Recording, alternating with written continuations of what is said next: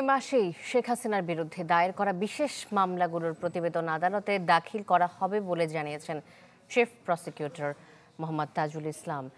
সিলেট নগরীর primary teachers training ইনস্টিটিউটে এক প্রশ্নের জবাবে তিনি বলেন 1.5 মাসের মধ্যে হাসিনার বিচার কাজ শুরু হবে। বলেন হাসিনাকে ইন্টারপোলের মাধ্যমে ফিরিয়ে আনার চেষ্টা সফল না হলে প্রত্যর্পণ আইনের মাধ্যমে চেষ্টা করবে সরকার। এক্ষেত্রে ভারত হাসিনাকে ফিরিয়ে দেবে বলেও আশা করেন তিনি। আর হাসিনা না ফিরলে তার অনুপস্থিতিতেই বিচার কাজ চলবে বলেও জানান তাজুল ইসলাম। কর্মশালায় উপস্থিত ছিলেন শিল্প উপদেষ্টা আদিলুর রহমান।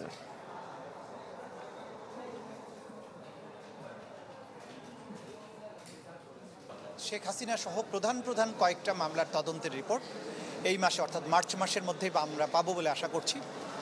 এবং যদি আনুষ্ঠানিকভাবে এই তদন্তের রিপোর্ট আমরা পেয়ে যাই তাহলে আমরা তারপরে 1 মাস বা 1.5 মাসের মধ্যে আনুষ্ঠানিক বিচারের যে প্রক্রিয়া সেটা শুরু হয়ে যাবে। ভারতের সাথে আমাদের একটা চুক্তি আছে, অপরাধীর বহিঃসমর্পণ চুক্তি। সেটা 2013 সালে আওয়ামী লীগ সরকারই করেছিল। সেই চুক্তির শর্ত অনুযায়ী বাংলাদেশ থেকে পালিয়ে যাওয়া কোনো আসামি ভারতে যদি থাকে তাকে প্রত্যর্পণের ব্যাপারে আমরা রিকোয়েস্ট করতে পারি এবং চুক্তি অনুযায়ী তারা কিন্তু সেটা করতে বাধ্য। নিশ্চিন্তে খান স্বাস্থ্যকর অল টাইম পান। All time healthy life.